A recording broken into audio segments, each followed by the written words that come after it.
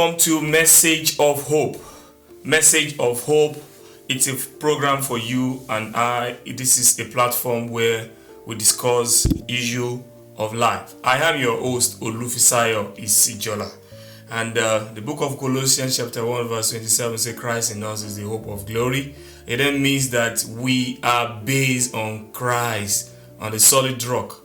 And on Message of Hope, we discuss issues that cut across, race, gender, and status. And on this platform, you are able to also contribute to whatsoever that you think about each of our topic. This season, we are looking at a topic that is very important, and the topic is be a doormat. And in the studio, I have someone that the Lord has blessed. Is a legal luminary, is a lawyer, and also a pastor. A voice that comes with wisdom, and also a heart that comes with compassion, that love people, and also the Lord has been using him for a greater work in the ministry.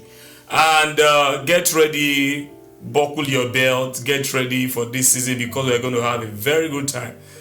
And we're going to be having this topic together with no other person, Pastor Ambolu Bosun. You are welcome, sir. Thank you so much for having me. Yeah. Pleasure to be here today. And I say hi to everyone. God bless you, and I hope you get blessed from what we'll be sharing today. All right. Like I said, sometimes when we look at ourselves as child of God, we want to also mingle with the secular world, and at the same time we want to really bless people around us, and also reflects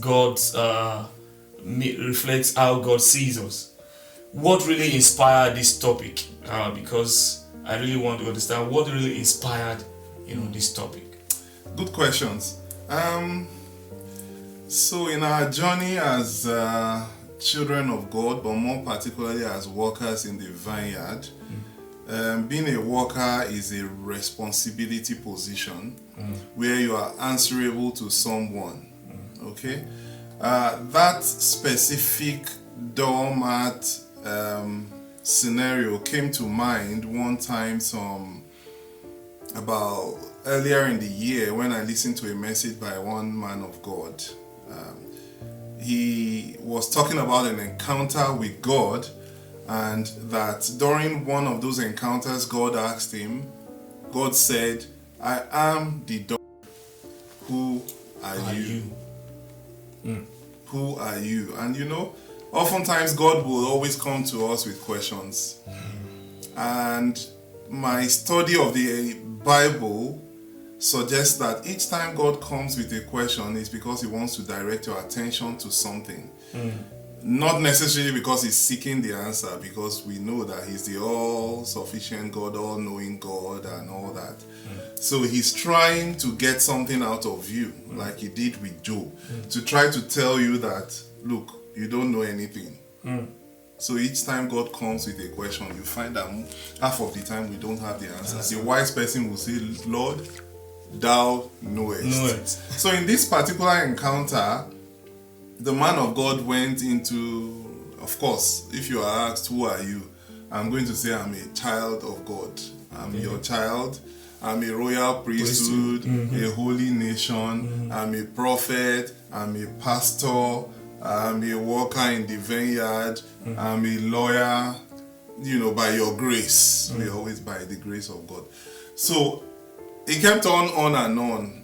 And well, to cut it short, eventually, when God would answer him, God said, you are the doormat. And I started thinking, you are the doormat. And that was it. So the reality struck me, and I decided to think deeper. And it came to me like, look, there's a parable of the doormat for the Christian worker. Wow. A parable of the doormat for the Christian worker. Yes. Now, for most people that will be, watching this program, they might be asking, what if I'm not a worker yet? Does this really affect me? How does it really affect me in a way? Well, so where it affects us all is to realize that in the scheme of things, when it comes to God, right, we're just one out of many. One, it's a privilege for you to have a relationship with God at all. The Bible says, while we were yet sinners, He came for us. Yeah. So for everyone, the whole essence of the Doormat parable is talking about the need for us as Christians. One of the focus, which we are focusing on today. Like I gather you said there will be other sessions covering on it. But today we are talking about humility. So humility is something everyone that wants to go far in life must have. So it's not necessarily you being a worker in the house of God. Even in the workplace, humility is very, very important. All right, hold your thought. I think we're going to be delving, into that. So for this season, we're going to be looking at, different dimension of being a doormat. And today we've decided to talk about humility, like you mentioned now.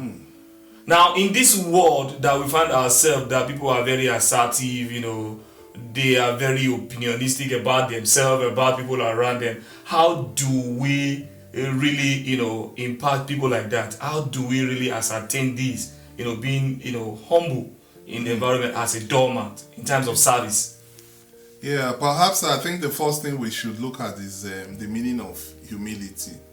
It's always better to give a definition, and I'm looking at the Merriam-Webster dictionary. Okay. It says humility is freedom from pride or arrogance, the quality or state of being humble.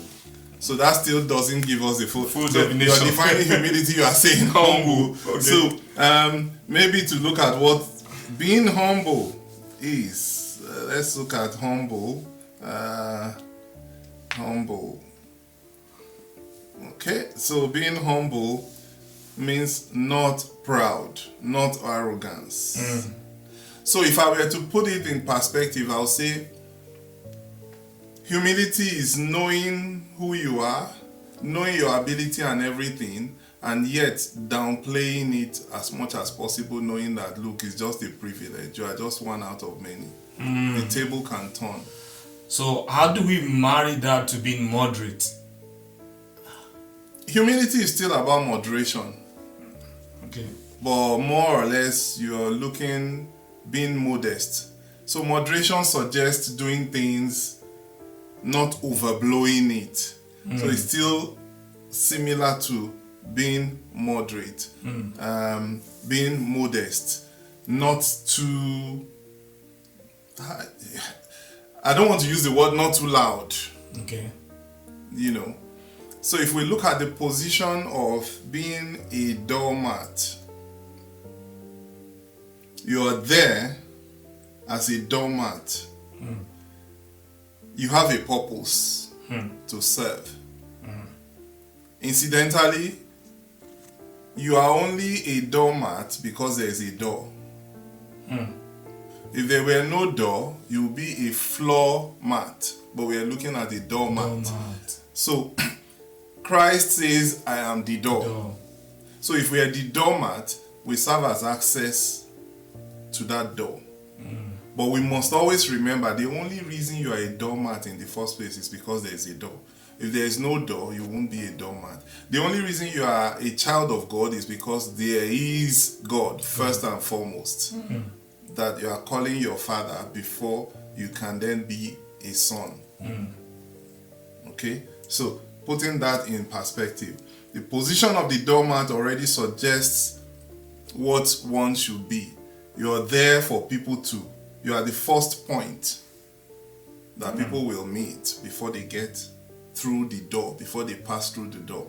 And incidentally, you have to always be there for them. Come rain, come shine. You must also take whatever they bring or pass on to you. The doormat is where people will come and clean their legs before they get to the door. A doormat will not complain.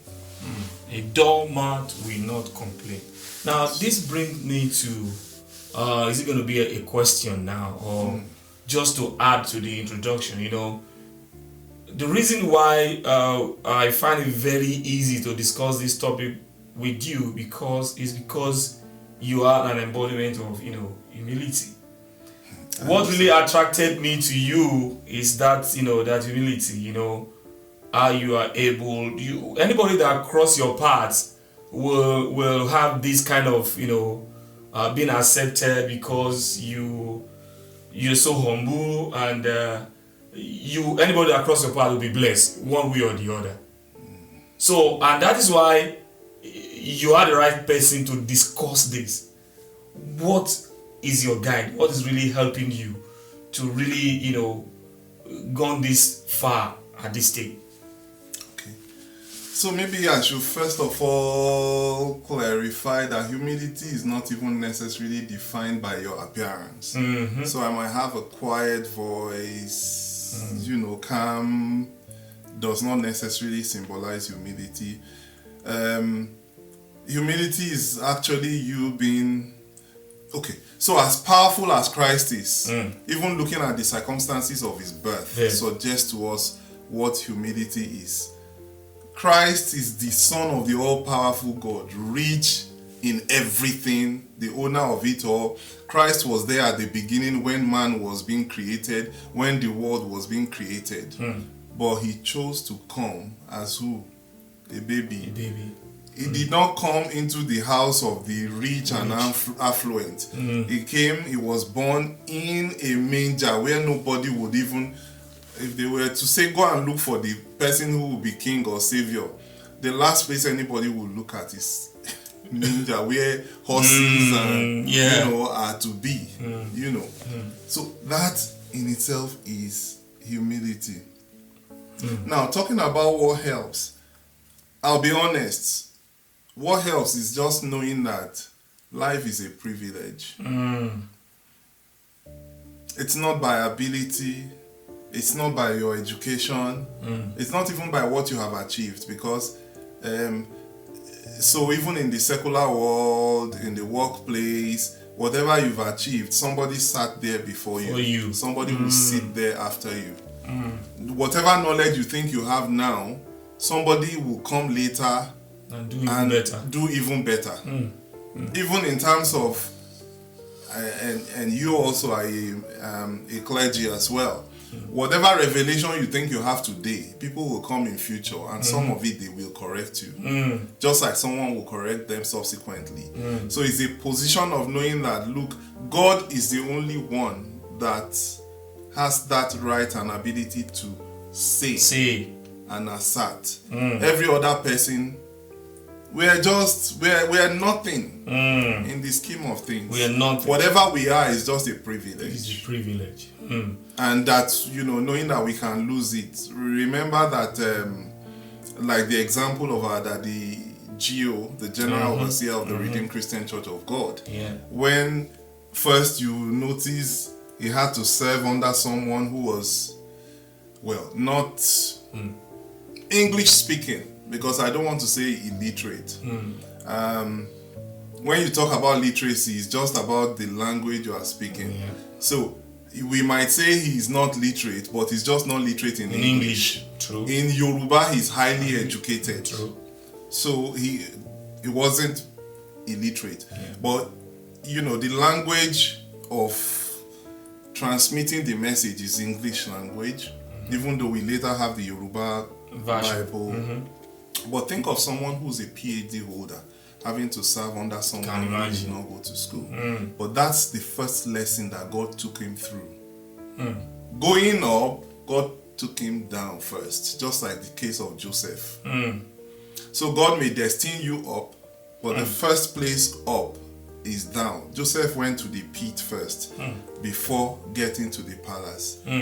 The general overseer, with all his PhD, wanting to be vice chancellor and everything, had to learn under somebody who is not educated before God now took him where he is. So being humble is to be prepared to, again, go back to the position of the doormat. down there, stay in there before.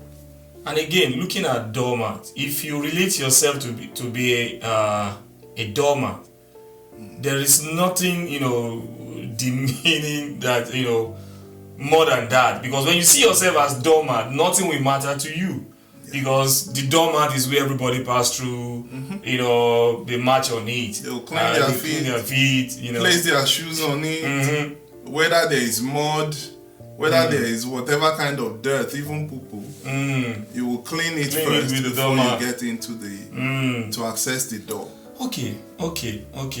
Now, relating ourselves, not to be proud, not to be, arrogant about things. Is it what we have achieved, or the status that we believe that we have, we put ourselves, or there are some that are self-acclaimed, that even people did not even recognize what you think you are, and so many people are so proud, they are on a high horse all the time.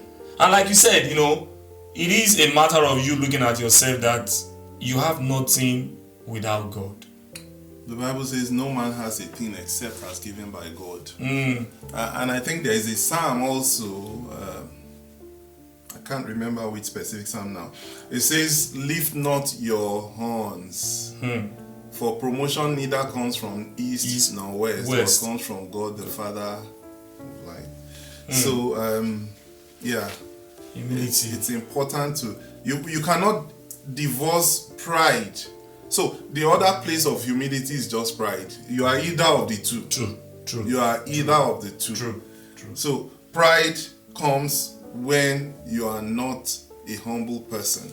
And if you are humble, you would conquer pride. Yeah. But so if you look at it, humility speaks about you being selfless. So it's not necessarily about you now. It's more about others. The doormat is not a concern about itself or its position, where everybody tramples on, walks over, cleans and everything. Whatever, the doormat will always stay there, because the doormat is concerned about you just coming in through the door. Just come in. And that's the position even for a Christian worker. Be ready to take anything, if only for people to come to Christ. It's not acceptable to God that you turn anyone away. And that's why they always say the church is a place where people come to for healing.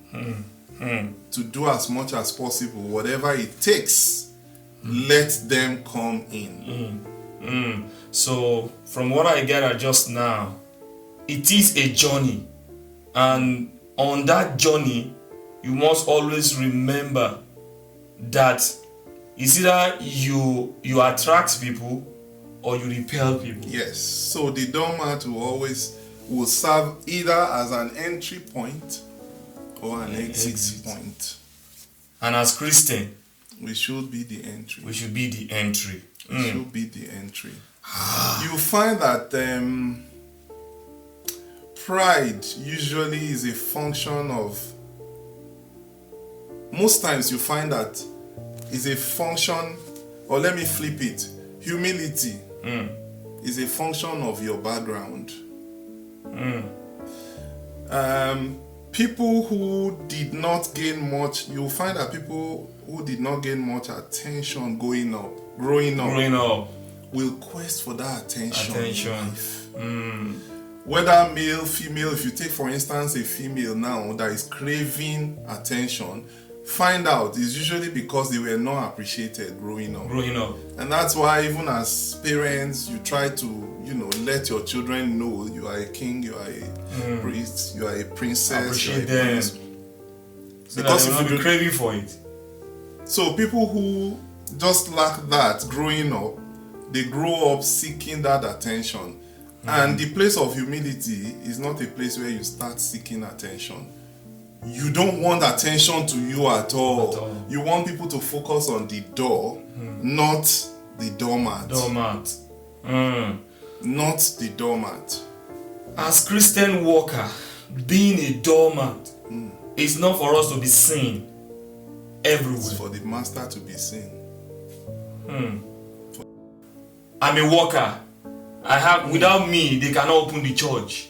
You know, and you believe without me, there's no music in the church. The reality is the day you start thinking that, you will become a floor mat, not a doormat. Not a doormat. A floor mat can be anywhere. Everywhere. But a doormat is specific, positioned purposely specific. Because he has chosen us. He has chosen us, to be available. Philippians 2:7 says, but made himself of no reputation, and took upon him the form of a servant, and was made the likeness of men. That's talking about our Lord Jesus Christ. As powerful as he is, he came as a man. You can imagine Jesus sleeping. You can imagine Jesus being in the midst of people who were hungry as well. Yeah. You can imagine Jesus being thirsty. Wow. This is deep. All right, now I just wanted to have a little bit turn around. Being a servant leader, you want to lead. You want people to really see Christ in you. You want to lead by example. You want to put people first, not yourself. Yeah. You want to really impart life. In this present, generation that we are, you'll be taken advantage of. What will you say to that as a doormat? Well, the important thing will be your focus. Still, going back, focus on the door, not yourself. You will be ready to take whatever comes your way if only God will be lifted. That's the most important thing, that God will be lifted. The book of James chapter 4 verse 10 says, humble yourself and God will lift you up. So when we humble ourselves, the more you lower yourself, the more God raises you up. But when you try to raise yourself, what happens? You are raising yourself. So let's see how you sustain yourself. It's only God that can sustain.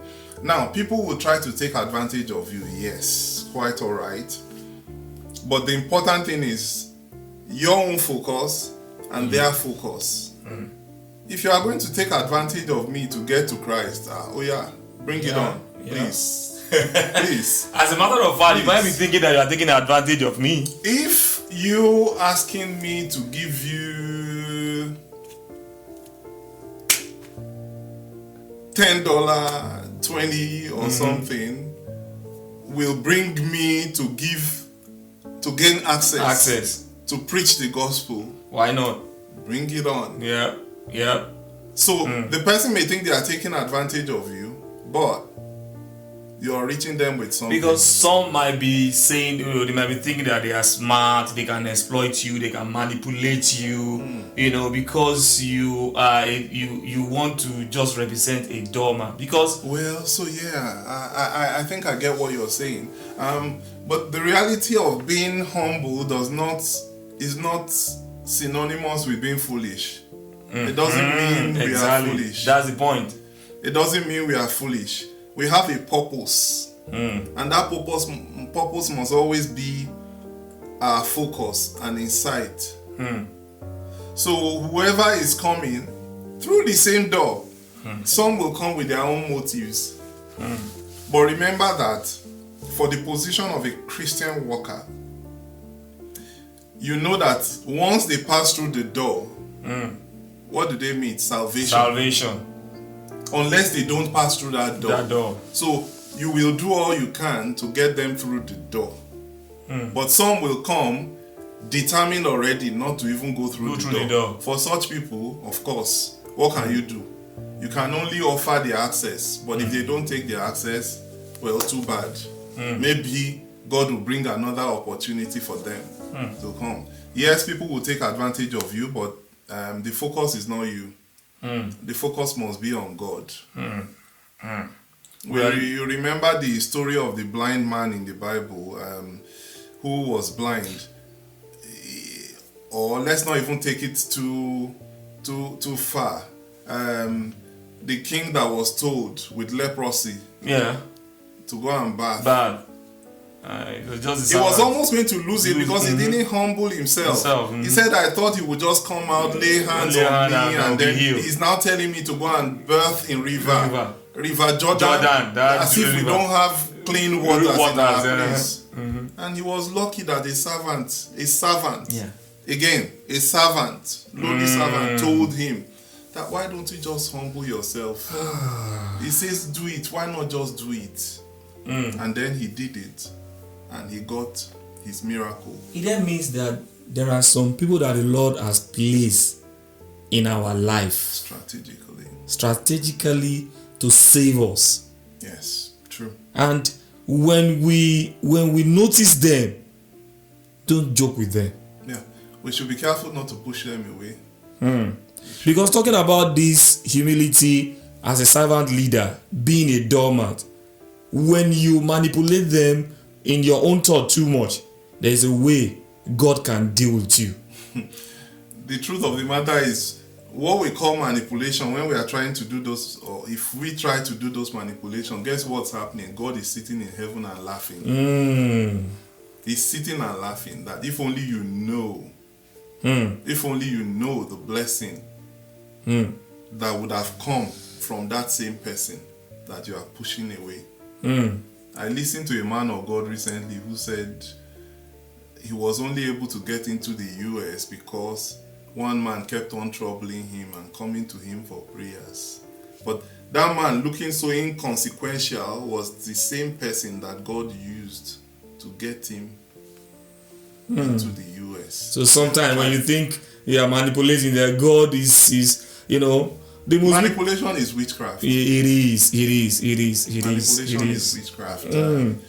Now, sir, I kind of have this, really, sometimes we read the Bible as ministers of God. People out there might be looking at you. How can you relate this to the real world? So now the question is, how can you relate this to, what you have experienced, probably what you have done in the past? The Lord inspired you with this topic that has several dimensions, and we're just looking at just humility today. Like I said, viewers, we're going to be having this season, it's in different dimensions. Today we are looking at humility, as a doormat, as a servant leader, or as a servant, as a worker in the house of the Lord. So